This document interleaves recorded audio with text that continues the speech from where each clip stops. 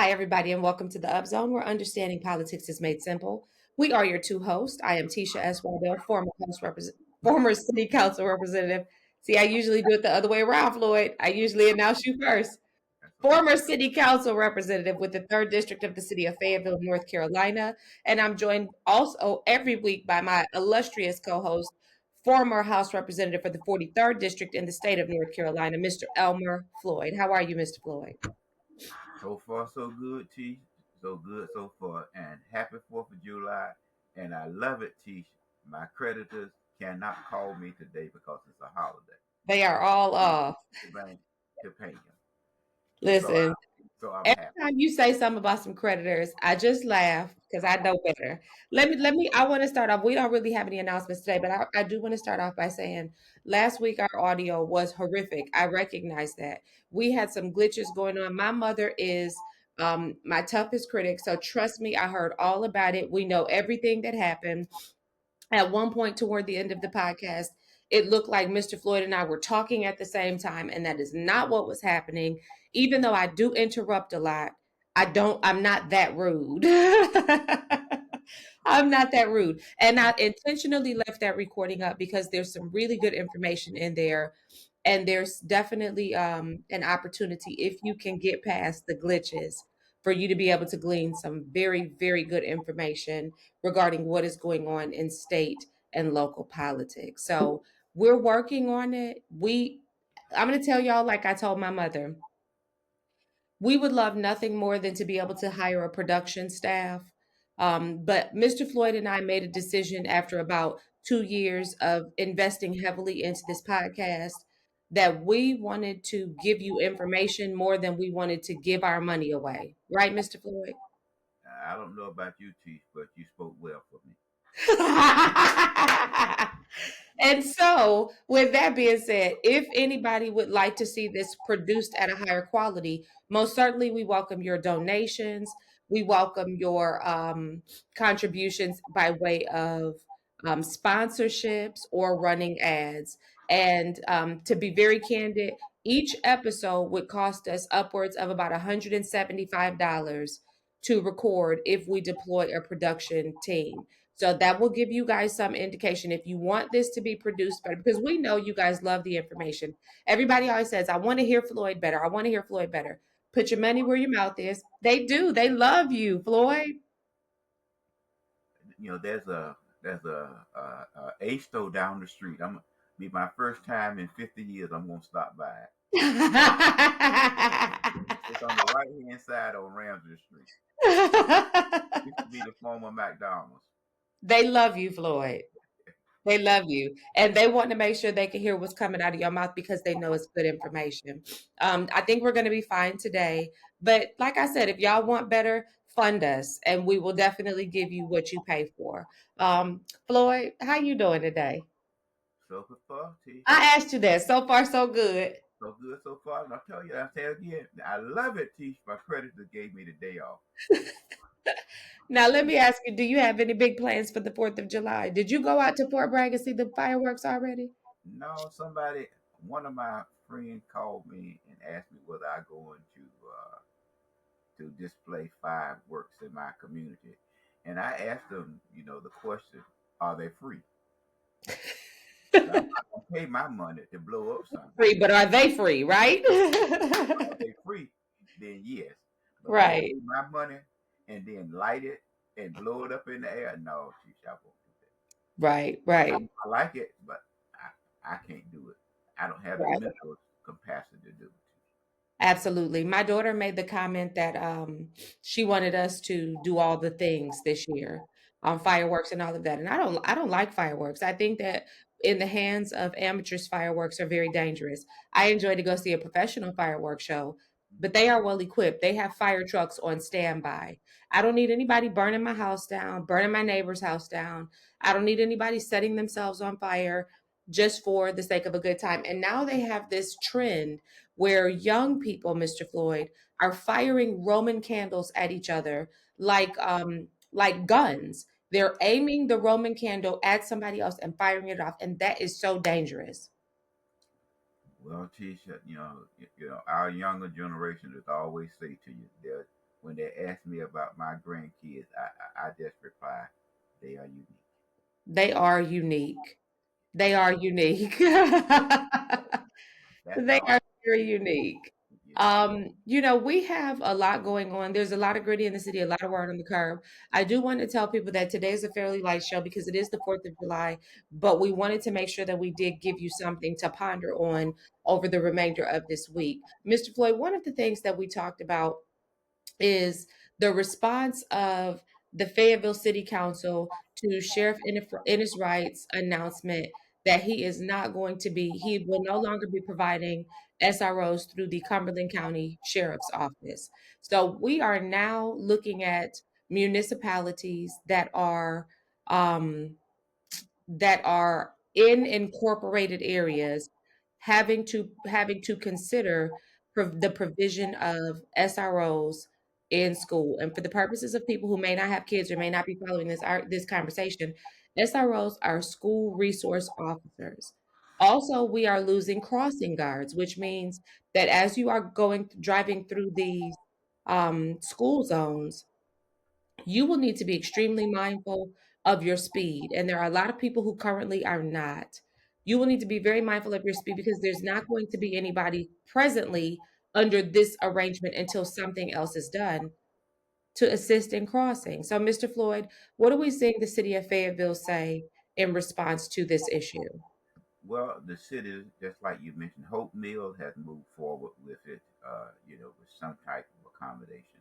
The city of Fayetteville, and the city manager mentioned that it's taken about 4.9 million to provide the assistance because they have 58% of the schools, and we haven't heard that much about how Spring Lake is going to do it.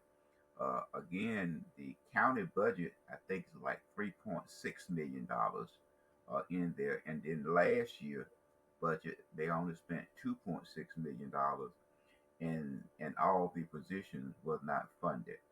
But Mm-hmm. the question of it is, this is not nothing new.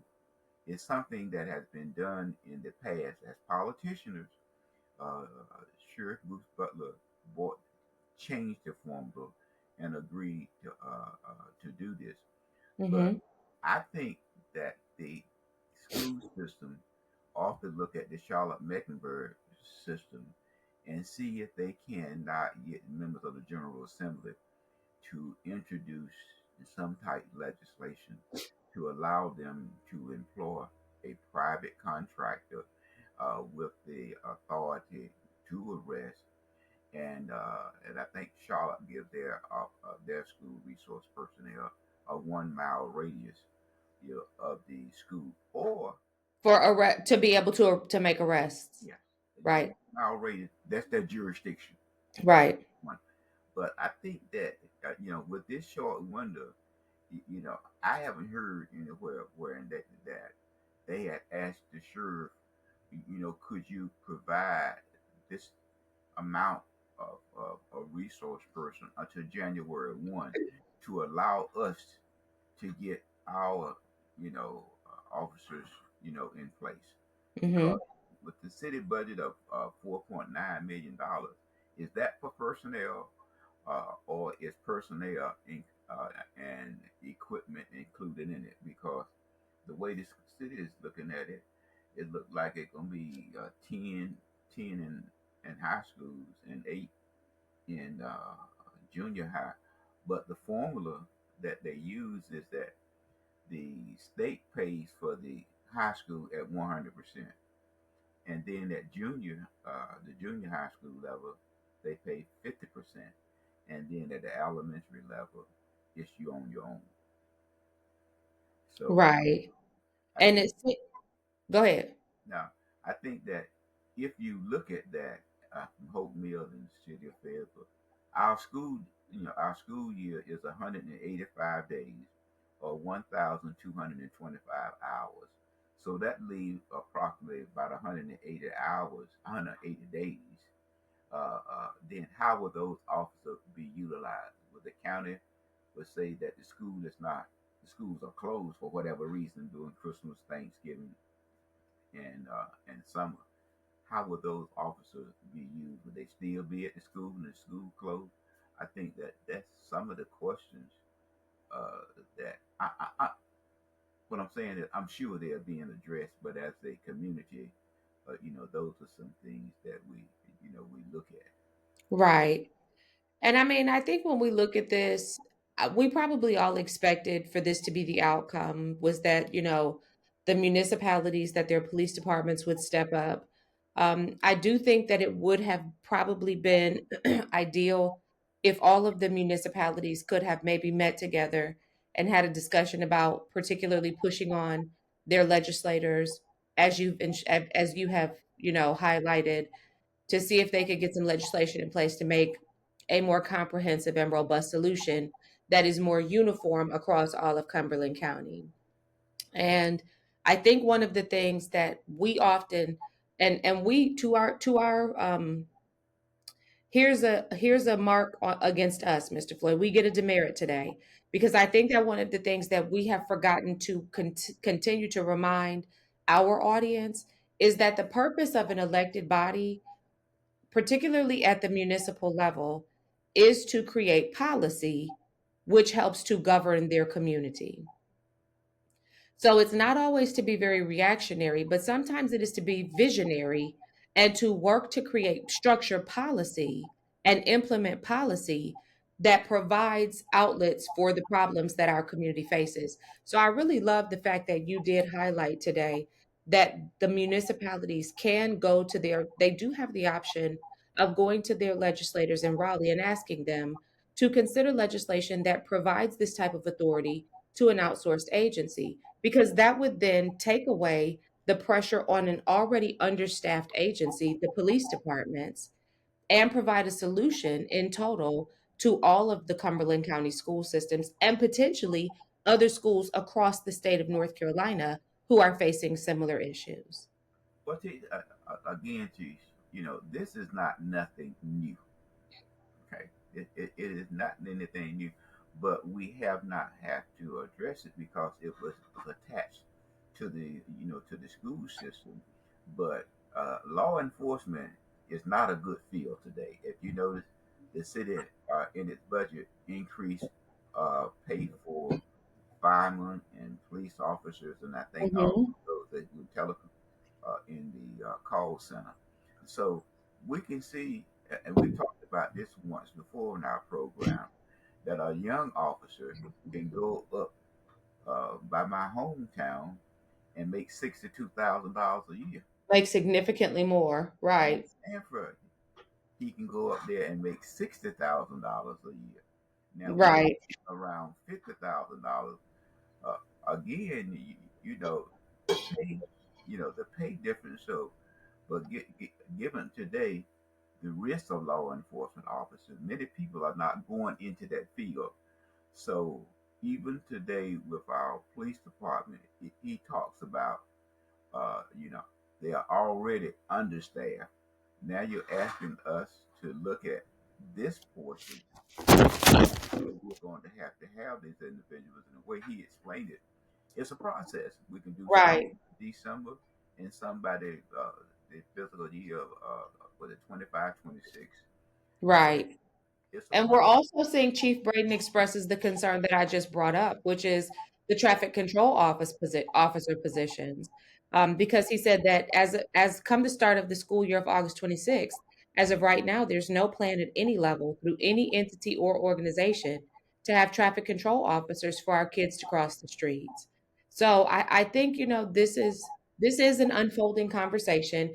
We did see that some of our council members were very supportive. The article started off by saying that it was a sometimes tense conversation. So most certainly we saw Derek Thompson inquiring about how this would all unfold and offering his support to this initiative. We also see Mario Benavente with his usual stump, which was that the public schools having the police presence in them would increase the likelihood of underprivileged students becoming involved in the justice system. I mean, I understand that, but the officers, you already have officers in the school system now. They just simply sheriff officers. So what's the difference? Right. And I think that this is anybody who's paying attention to Councilmember Benavente recognizes that this is just his platform. His platform is um, the minimizing police presence and using black and brown experiences of police disparity to support his viewpoint of needing to minimize police interaction. But I think that he's a little disconnected because I don't think he realizes that most of us that are black and brown are not in the system and want to be protected by what we believe the system is supposed to afford us. So go ahead, Mr. Floyd. Again, T, you already have sheriff in the system. Right, Already, I mean, up until July 1. They've been right. for the They've last been there. for the They've last been there. yeah, Right, for the last 20 years. right. They've been there. So what's the? I mean, when I read that, I mean, I understand what he was saying, but they have been there for the last 20 years. Well, and I think his comment, let's not get so excited, titillated by the potential that we could get more arrests in our schools. I said last week, I think he's very smart. I think that he knows how to make a sound bite. I think that he knows how to play on the emotional sensationalism of a situation. And I think this is just another occurrence of that. I do appreciate Board of Education member Donovan's response, which was to indicate that SROs are necessary to keep students safe in schools. Teachers are not trained to be law enforcement.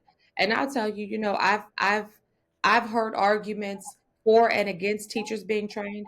I won't weigh in on that right now because that's not on the table. But most certainly, I appreciated her response. So, Mr. Floyd, I guess we should look forward to seeing how this will all play out for all of the incorporated municipalities in Cumberland County and really looking at what will transpire moving forward. This vote passed 9-1. Mario Benavente was the dissenting vote against this moving forward. So I would ask him what would his solution be. I think that members of the of District 3 should ask him what would you recommend for these students in these schools. Teach given today, and you look across the shooting that we have at the national level, okay, at the national level. And one thing that if you look at any entity, they always say we look at the health and safety of whatever our workforce, our city, or whatever. That's Right. the role that they play. And I'm one, and I'm one that will never say defund the police. Oh, me neither. When I went to Portland and to Washington State and I saw the outcome and the effect of defunding the police, I was mortified. And quite frankly, any person who is still crying for a defunding of the police should most certainly take a trip to those two beautiful states and see the impact that crippling your police department does to your community. So you won't have me a part of your team that you're talking about defunding the police. And you won't have many of the citizens in District 3 when they begin to realize that that's your platform because we are in an area where we appreciate when we call 911 the police showing up. Well, Tish, in many low income communities, uh, people are really, I know this is not part of our program, are afraid to come out. That's because we have a lot of unique activities taking place. And we have more unlicensed drugstores than we have licensed drugstores. Right. That makes many of the older people in our community fearful to come out. I think we just had I believe it was in Fayetteville, my reading, just a 7 year old young man just playing a game at home, a drive by. Right. And those are the things that the black and brown community contend with. And the person who drove by and shot him was not a police officer. And so Mr. Floyd, I will say this. I think that I want to commend Mayor Colvin. I want to commend Mayor Pro Tem Jensen. I want to commend the other seven member seven members of council that voted to go ahead and move forward with this. I think that It's horrible timing. It could never be good timing. We've got some budget deficits. We've got all of these increases going on, and it could not be a more inopportune time. But most certainly, there has to be something moving forward. I would also like to urge those 9 members of council that did vote in favor of this to do exactly what you said, to collaborate with their peers across other municipalities in Cumberland County and perhaps across the state of North Carolina to push upon their the legislators for legislative changes that kind of take some of this pressure off of the police department. Now, speaking about the schools, Mr. Floyd, Cumberland County Board of Education considers consolidating schools amid structural deficit. Let's talk about it. Each, many of our schools are a little bit older than you are. And a little raggedy. Yeah. You know, but it is the county responsibility to build schools. It's not the state responsibility to build schools. The state, however, through many acts, can provide some assistance to to assist the county, as we talked about before about how outdated Smith is. But the Mhm. county say that what it's not a high priority, and we don't have the tax base like Wake County, Mecklenburg County, and other counties have to build. I mean, they have the industry, which is the largest taxpayer. Right. Them, so And they we're still grabbing our tax dollars from our citizens versus from corporate dollars bringing in industry. Right.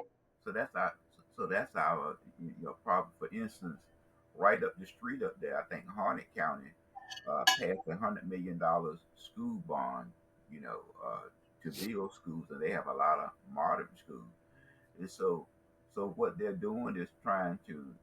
There's a lot of schools within striking distance of each other that can be merged, but our school system that I've seen over the years just don't have the stomach to draw to do redistricting. I mean, students. Well, and what they were saying here was actually some consolidation, which would require some redistricting. But additionally, Jay Tolan, who is the Cumberland County Schools Associate Superintendent of Business Operations, he actually used to work for the city of Fayetteville. Jay Tolan used to work for the city of Fayetteville. Congratulations on moving over to Cumberland County, Mr. Tolan. But he indicated that they're operating at a structural deficit and that they're using fund balance to pay for recurring expenses. Mr. Floyd, let's talk about, because fund balance it's a term that's specific to government, and we've talked about this before, but let's talk about why that's important again. Fund balance can be compared to the average household's saving account. So if you have a saving account, what you don't want to do, if you've got $10,000 in a savings account, you don't want to take that $10,000 and bank on it to fund a mortgage, because once that's gone, it's gone, right? The savings money. What teach you are correct, but many legislators, look at across the state that many of our school systems have large school fund balance, Savings accounts. Absolutely. But and that means that they should be going in and doing projects, because fund balance legally is intended for something you pay for once, yes, not something that has a recurring who's expense. gonna pay for it? Teach after you pay for it once and you bring it on board. You, the taxpayer, is going to pay for it. Because now it is something that's going to have to move into your general operation budget, which is your checking account, because your checking account is always being financed by your job, right? So as long as you're working, taxes, the checking account's going to have money. The savings account gets money whenever your checking account has enough to do all the things you need to do, and you can move some over into your savings account. Savings is not for recurring expenses. The fund balance is not for operational recurring expenses. It's for one-time expenditures. If you do recurring expenses out of your fund balance, say what's going to happen again, Mr. Floyd. Uh, I'm sorry, Chief. We have a disagreement on the term. I'm gonna have to look at some fees. I'm not going to look at increasing your taxes. I'm going to look at fee. Because you now need to generate money to keep paying for what you started, right? Yeah. Absolutely. So I think what he was saying is it's while the deficit isn't ideal, the bigger problem is the need to pay educators more while fighting increased operational costs from aging schools. So there were two alternatives, two options that were discussed: consolidate schools or build new schools. Do you Well, think we'll see either of those happen? I don't see a discounted board of commissioners. Again, teach my word today. I guess you hear me say it more. The stomach.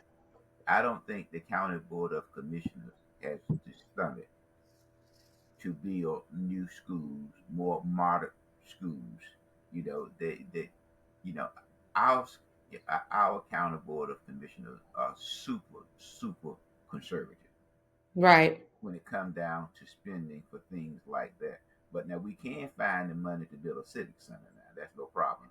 And build a parking deck. That's absolutely no problem. No problem. So Yeah. let me ask you this. We've talked about a lot with the opportunity scholarships. The Jay Tolan indicated that the school system is projected to lose $17 million in the coming fiscal year through the NC Scholarship Program, which gives funding to the students who wish to attend private schools. Roy Cooper, the governor of the state of North Carolina, spoke out against the program during the February visit to E. Smith High School. He said that Cumberland County has the most recipients of the Opportunity Scholarship of any county in the state. I want to say two things. The first thing I want to say is this statistic should give any legislator that is pushing back on opportunity scholarships that is housed in Cumberland County. So if you are Val Applewhite, if you are Charles Smith, if you are um it won't be Diane Wheatley. If you are who else we got, Floyd? Say some names. Yeah, Francis Jackson, Representative, both Representative Jackson and Representative Lewis. Absolutely. Or if you are incoming freshman, Mike Colvin, if you are any of those people and you push back on opportunity scholarships, you need to understand that a vast majority of the opportunity scholarships are being deployed right here in Cumberland County, which means that you have people who are grateful that they're receiving them because they are appreciative of the fact that they can now send their children to a different type of school. So just know you don't have a receptive audience in Cumberland County. Well, Chief, let me say this to you. I love the way that we can get our community all roused up about nothing. About nothing. I mean, when you look at the opportunity scholarships, I mean, and we look at charter schools. I said to a person that you served with on the council just a couple of weeks ago, I said, look at the history. We started off with 100 charter schools. Okay, 100 charter schools. Today we got 211. Hmm. Who started charter schools? And why did you start charter schools?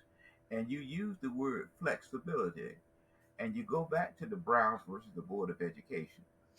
Okay, when you integrated the school, which by law, by federal law, then you came up with another separation of our school system: charter school versus public school. So you get upset when someone take what you started and advanced it to another level. You started it. My Hmm. party started it with 100 charter schools. Wow, I didn't know that. I did not know that. But I do recognize that everybody is hollering about this loss of funding. And Jay Tolan even talked about it. It's tied the loss of funding in They Cumberland only County. get the money. They only get the money as that is per student that is Right. transferred over to the charter. That's And all. that's what they said. If you look at this line right here, it says average daily membership, a measure of how many students attend the county's public school, according to the Office of State Budget and Management Analysis.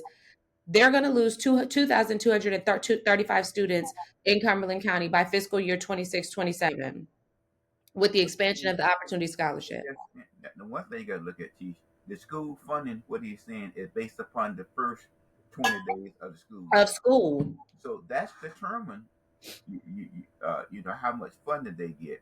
But teach now, if I may be like your friend you talk about sometime on the council, If you do long-term suspension, which has an adverse effect on a population within the school Now system, that I would love to hear people talk about. Hmm. what happened to that money? Does that money goes back to the state when you send a student home for long-term suspension? And That's it what the doesn't, state. because that happens after the first 20 days. They make sure they keep you in there for those first 20 days. So, so what I'm saying is, then that schools, if I suspend, I know it's overstating 100 students, at I seven still o'clock, got the money. I still keep the money. The money I still still stays at my keep, school. I Yeah. still keep the money. And so why don't you look at it from both standpoints? You looking at the first 20 days. What about, you know, I was going to introduce a bill that also had the first 20 and the last 20. That means that you would keep that student in school. And maybe he or she may be in the after school program or whatnot, than to do long term suspension. So, So, it's a process that was started again. I hate to use those terms, but again, Brown versus the Board of Education. Some people at that time just didn't want certain students in their community with their children, so we made right. them school. Absolutely. And so I really appreciated Jay Tolan's straightforwardness. I appreciated that he didn't double talk. He laid it out. He said we're really not in a position to grow revenues because the average daily membership isn't increasing. So it's more strategic to cut costs and be more certain and be better with our expenditures. This is the ideology of a wise person. We have to deal with the truth. You politicians can fight it out about how you feel about that truth, but the truth is we're going to lose over 2,000 students over the next year. Losing those students, we've already lost this number of students over the previous years. Losing these students means we're not going to grow our revenue, which means we've either got to cut costs or we've got to be better with our expenditures. And so what we see is new things happening to make that happen. So we talked last week about the school systems partnering with the private company ESS to hire substitute teachers and outsourcing grounds maintenance work. But Jay said that's not enough. So he said we either need to consolidate schools again or we need to build new schools. So, Mr. Floyd, I think it's so interesting when you say this is just not they just don't have the appetite. The powers that be just doesn't have the appetite for that. That, just like I said. Now, but I do give them credit. They were kind enough to take money from the municipality to assist them in building, the civic center, and the same voters that they increased the tax on, the city did because the county took the money. You know one thing I like about them, Tish? What you like about it? In November and send them right back. Okay, even without a shadow of a doubt, they're gonna send them right back. Like Right. your schools, they take your money, they do what they want to do, and we send them right back. But now, Yeah. if the governor come here and tell them, just like the governor came here, and I think you was in the audience that night, that said that he really liked Fort Liberty for Smith. Since you was in the audience, I think that you would concur with the governor is to put it on Fort Liberty. We listen to him whatever he say. Well, Mr. Floyd, let me say this. I'm not a huge proponent. I'm not a huge proponent of the governor for several reasons, which I will not go through all right now. However, I think that school is going to end up on that golf course. If they move this forward, I think it is going to end up there. I don't know when it will happen, but I believe that it will. The governor have already told you, Teach. I don't know what you waiting on. You see what I'm saying? I don't know what you waiting on. He have already. Now, one thing that we're good for in this county, and your friend Doodoo told you, you just want to sit in the fitting. That's all you want to do, Teach. Oh, for sure. So now I want to go back to what we were talking about with these opportunity scholarships. Now, Mr. Floyd, if anybody in the state of North Carolina questions whether or not the state of North Carolina, the citizens of the state of North Carolina, support opportunity scholarships, let this headline be your answer. Lack of budget deal on private school vouchers leaves NC families angry and in limbo. Let's be clear. The budget has not been approved. The budget in general is not just about the school vouchers. The budget has not been approved. So, because the budget has not been approved, the additional funding for the private school vouchers has not yet been approved. The program has all of the approvals as far as the programming have been approved, but now we need a budget to back the programming, right? No, no, that's the additional increase in the Right. applications. It's So not. the people who already got it, they still got it because that budget is still in effect. Yes. But I'm gonna go back to this headline because I love reality check. Wake up, North Carolina. Wake up, citizens of North Carolina who are arguing that the people of North Carolina don't want the expansion of opportunity scholarships. That is not true. It's so untrue that the fact that they have not yet passed the budget has many North Carolina families very angry and in limbo because they chose this option. They chose to want to apply for these opportunity scholarships. Let me say this to you, Tish. You know, I'm a strong supporter of whatever the parent think that is best for his or her child. That's where I am. On on that. But but people know how to get my community aroused. They are saying one thing that the well-to-do will get is also can apply for the scholarship. Well, the well-to-do also pay the taxes, but that's neither here nor there. But, Right. but when you But look at those the well-to-do are not the families that are angry about this budget not passing. no, Because if you already could afford to send your kids to private school, you're just going to keep paying for them to go to private school. It's the families who have no other alternative other than public school.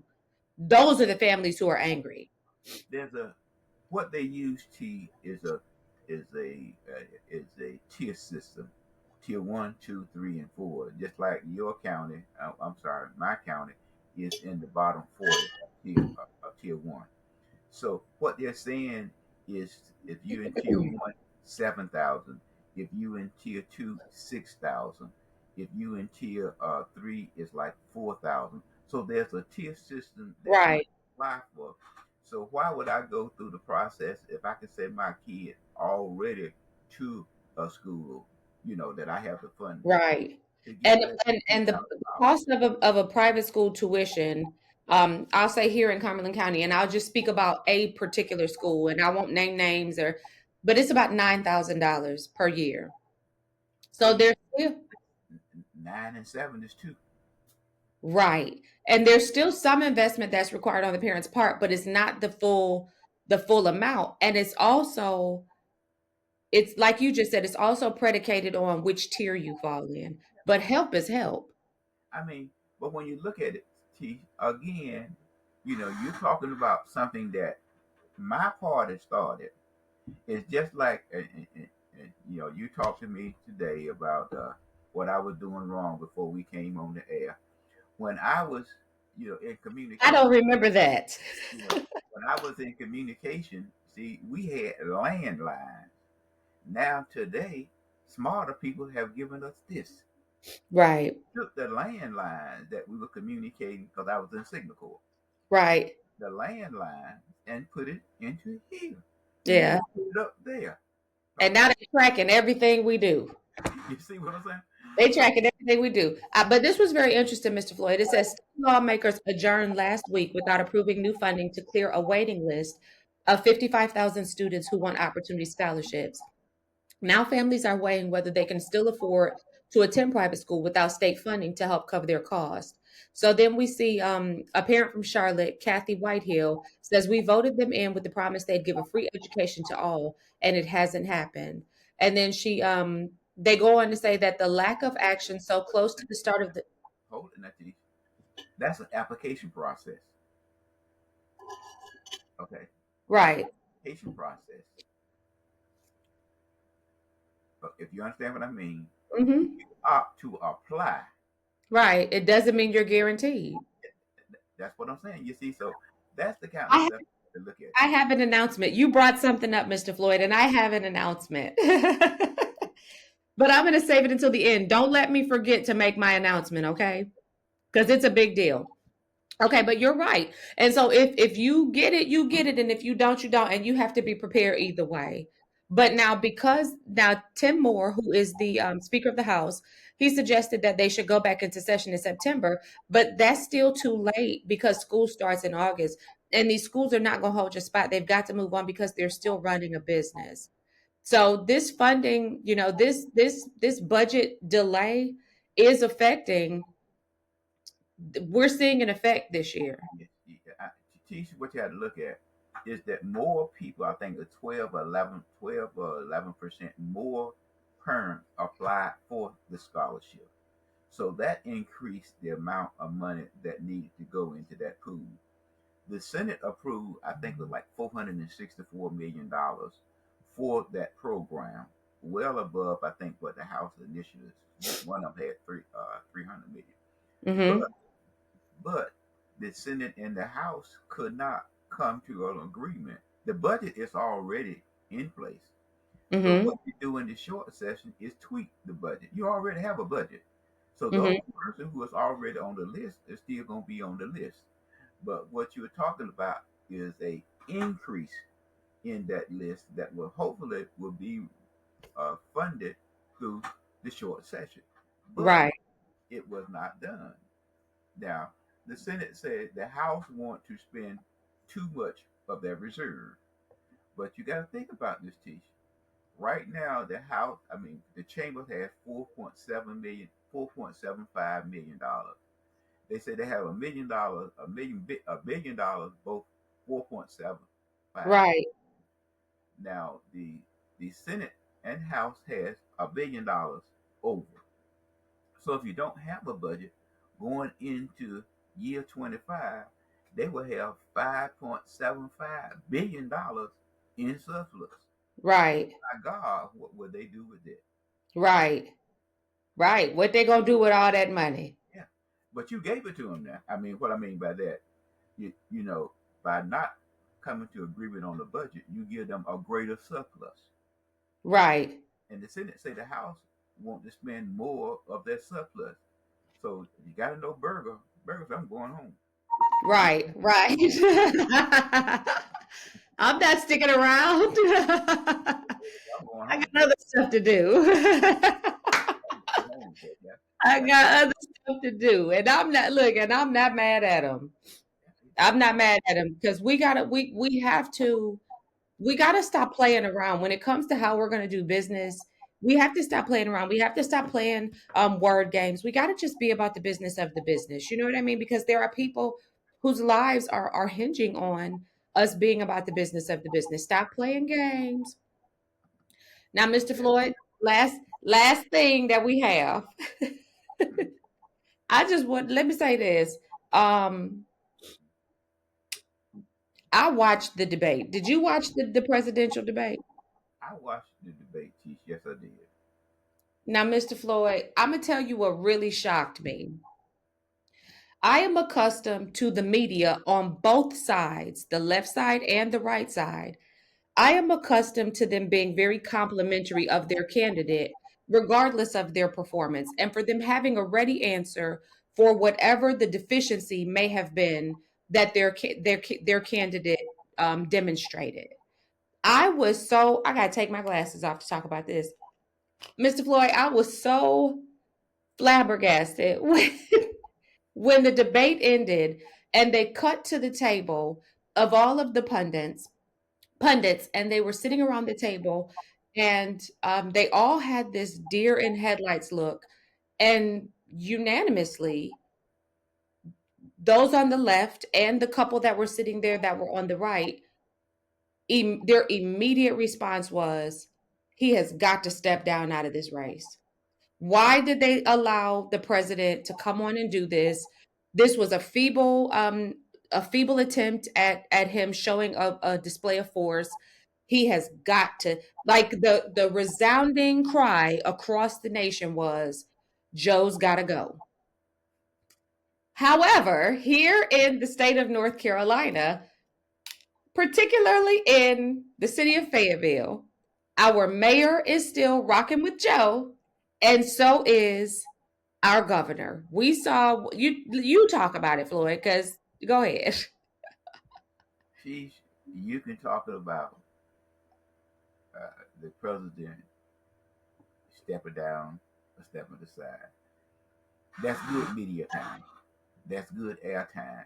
That that's good for people to buy the newspapers, stay tuned to the media, to listen to the ads in between the conversation. Is good. But the president is not going to step down. That's number one. Number two is that they say, well, that we're going to look for our candidate. The only candidate, according to a Rasmussen poll, and I told my mom this before the poll came out, the only candidate that is projected to be able to beat Donald Trump would be Michelle Obama. Okay, but that's one that you just mentioned. Okay, the other part is that knowing my party, they may overlook the vice president. They would definitely overlook the vice president. Now, if they overlook the vice president, It's gonna piss off the people. especially the African American Some of community, the people, yeah. which But is not if they go and get. But see, this is what I was trying to explain to my mother. I said these people are strategists. If they overlooked Kamala Harris, they're going to go get another black woman because of what you just said. The and only other the only other black woman that they could go get that would make the people forget all about, because remember, you always say my people have short memories. The only person that they could go get that would make them forget how wrong they were to Kamala Harris is Michelle Obama, because people adore her. well, and then the other thing that's being scrambled and talked around, that our governor may be a candidate for vice president. And then, So he's gonna drop Kamala Harris and pick up Governor Cooper.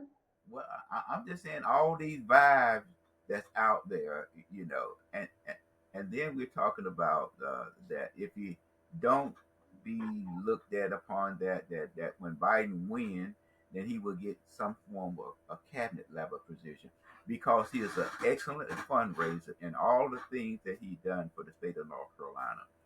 But if you really seriously talk with the African American community, and the governor has not been, as you talk about the president leading and heading the ticket, our governor have not been that aggressive in leading the Democrat ticket in North Carolina. Mm-hmm. Mm-hmm.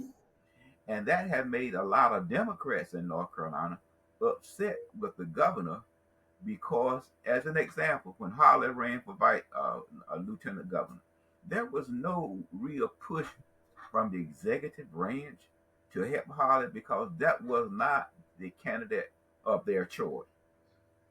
So Robinson just he didn't run in. Robinson just walked in. Right. Well, and I think he's going to walk into the governor's mansion also. Some of this article says some high-profile North Carolina Democrats are raising concerns about President Joe Biden and pushing for him to show voters he's up for the job, as calls for the president to halt his reelection efforts mount in the wake of a debate debacle. Meanwhile, Democratic governors from across the country discussed their concerns with Biden during a hastily arranged meeting on Wednesday. North Carolina Governor Roy Cooper took part and on Wednesday night issued a statement backing Biden and his continued candidacy.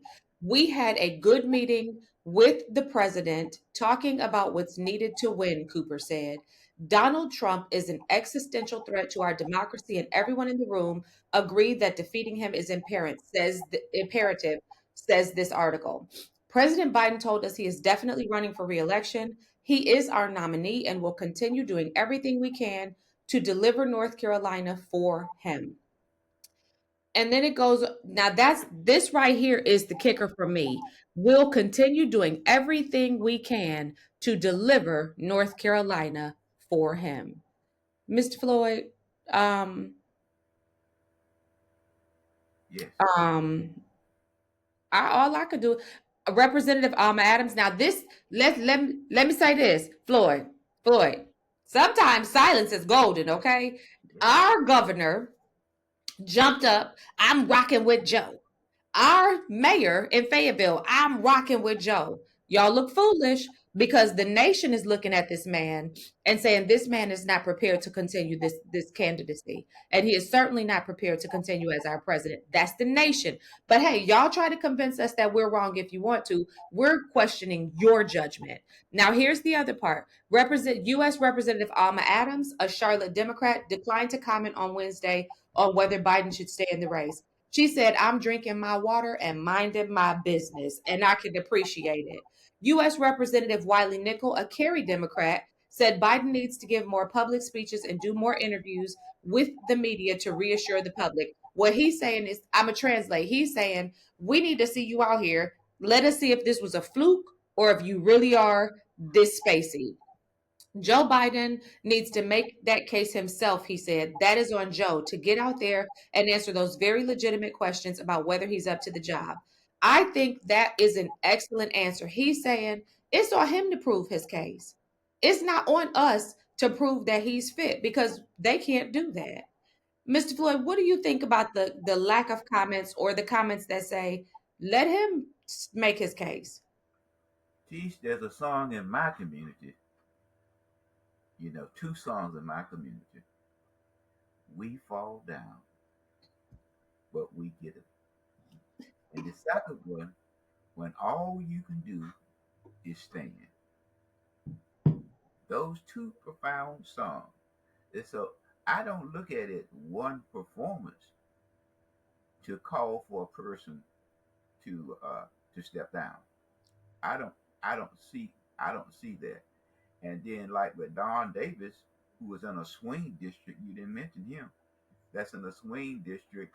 He made the most blunt statement as it relates to the Biden stepping down or whatever. But you got to be careful, teach what you say in politics. You got to be careful. But Don Davis is in a swing district, So that when they were talking about having a 11-4, 11-3, or a 10-4, he is in that swing district.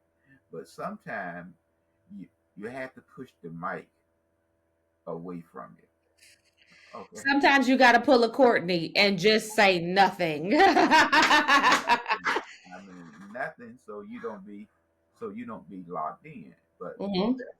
that's what we have. I mean, when I look at what our governor has done in the state, and going back to his two elections, and then the endorsement of Josh Stein over Robert Morgan, which he knew was going to run for governor. And then again, our state primary six in Cumberland, it doesn't do good when you're talking about going into the November election. Now, I don't know about you, but because you are a unique female, Right, hunted now. right. Somebody can slap you, and you be right there holding their hand. Mr. Floyd, you got the wrong one if that's what you think about me. It's Look, hard. I'm working on letting go of stuff that happened to me because we don't need to hold on to it, but you got the wrong one. But it's hard. It's hard to knock people down, Yeah, walk yeah, over and trample over them, and then say, "I want you to come together, and we'll form this quiet in November." yeah. That teach that's hard. Now, I'm just trying to take you. Absolutely. Hard. Absolutely. It's hard Absolutely. to do. So we got a lot of work to do. And then again, I know you want to get out there. We had a I'm Democratic, not watching you, Mr. I don't have anything to do today but hang out with you right now. we had a Democratic convention here in Cumberland County. And when you were trying to rally the 100 counties to get behind the Democrat ticket, do you know where our state chairperson was at that time? MIA? What? Yes, but she was in Arizona. Missing in action. We talking about, and then have a reputable person here pushing the Democrat unity. Yeah. Okay, so if I got a county and I got 100 counties and I know that I need discounted to help carry the ticket, then I'm gonna make sure I got a reputable person there speaking and motivating and getting the party all riled up for the November. Now, what can our state chairperson do in Arizona other than to say what one of your friends always say?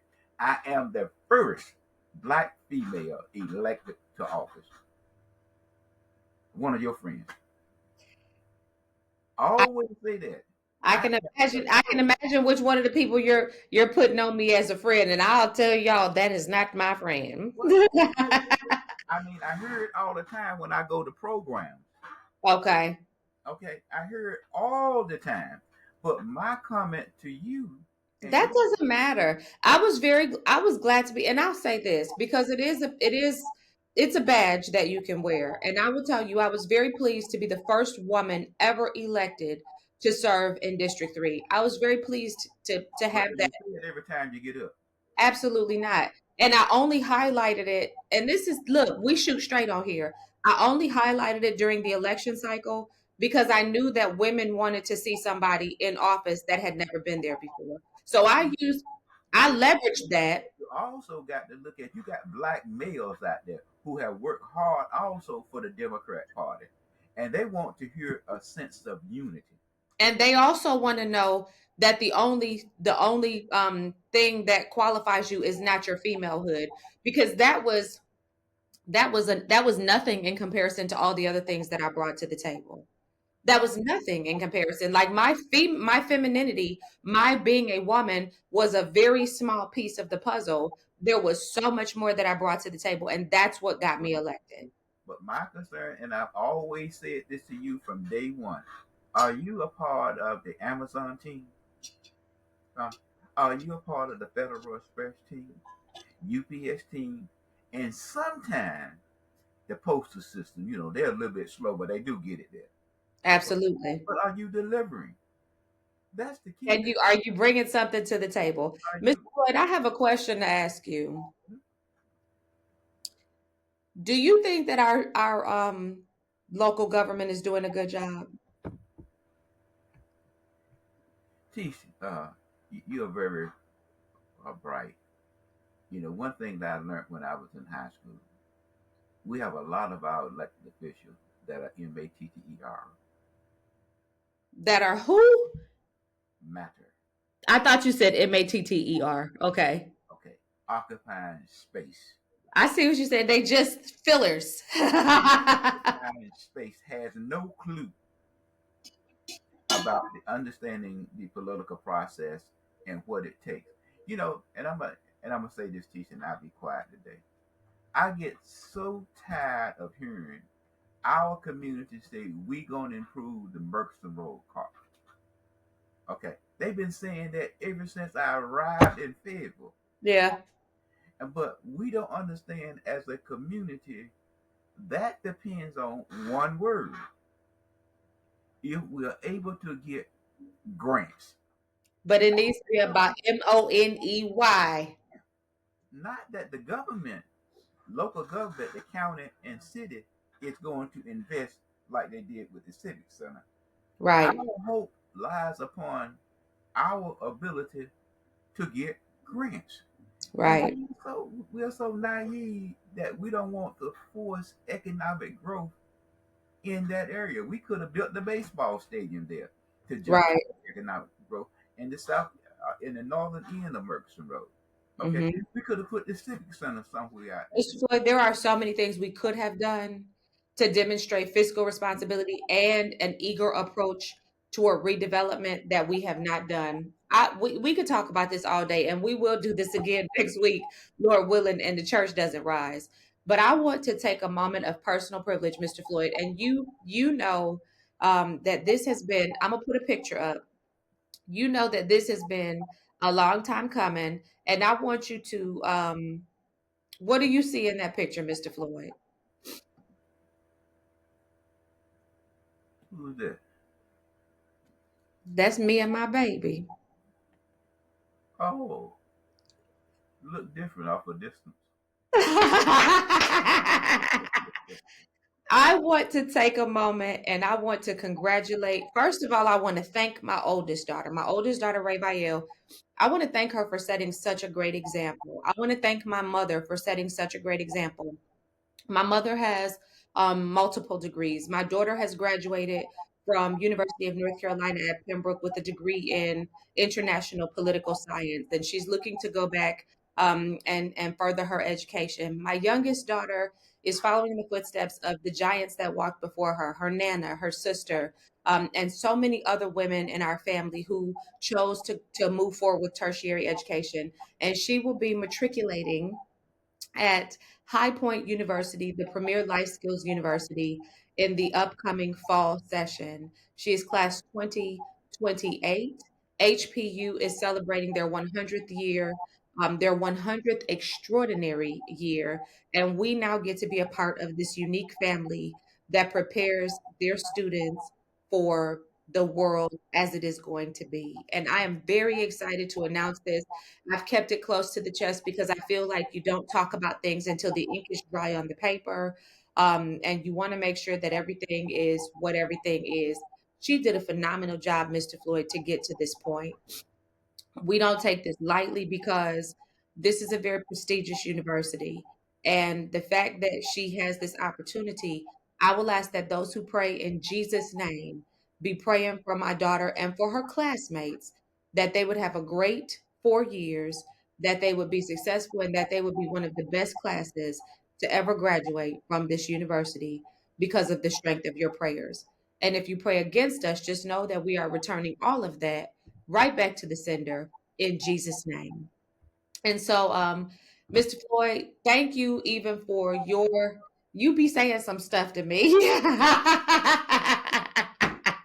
Uh, it is And what it you've been abreast. I've kept you in the loop of what is going on because the people that I trust and know, I've kept you guys in the loop. But I just want to thank everybody who has helped us get to this point. And I want to shout out Jonathan Whitfield at HPU, who is our admissions counselor. Thank you for all of the help that you've offered in assisting us to get to this point. She is just ecstatic, Floyd. She is so ecstatic. She's so ecstatic. So Floyd, what's a piece of because when my eldest daughter went to school, Bill Chris sat her down and he gave her because see, I think that our elders are valuable. You guys are a resource that we must tap into. No, don't shake your head. So let me ask you this. all said if we 65 years and older, you shouldn't vote. That's what they say. If you're 65 years and older, you I should. never said that. I never said that. But I want to ask you, as an honorary uncle, what is a bit of advice that you would give to my daughter? Because I'm going to have her watch this. A bit of advice that you would give to her as she goes off to school. Remember while you're at school. That's the best thing you can tell a student. Remember that. To Yeah, learn. Second, to graduate. Third, it will make the family proud. that's good. Those three That's things. good. That's really good. So, thank you everybody who has, like I said, helped us to get to this point. Thanks, mom. Thanks, dad. Thanks, hubby. Thanks, everybody. Um, Mr. Floyd, I don't have anything else. I don't have anything else. What you got? I'm going out here to see if I can find some free fire. I'm going out to see if I can find some free fireworks. Oh, that's a good idea. Let me know if you find some. Can you please ask Miss D if it's all right if I come put some of these strawberry containers on your porch? Because when it's time, I'm gonna want you to put a little something in them and send a couple of them back my way. No problem. Okay, thank you kindly. Lord loves you. Yes, okay, okay. I want everybody to make sure that you tell a friend, tell a friend to tell a friend, like, share, subscribe, and follow. Tune in next week. Mr. Floyd, what's your closing words you want to leave the people with? Think before you cast a vote in November. Absolutely. And I will say that today, as we celebrate freedom, just like on June 19th, when we celebrated freedom for all of our citizens, I want you to remember that true freedom is found in Jesus Christ because he whom the Son sets free is free indeed. And on that note, we will catch you next week.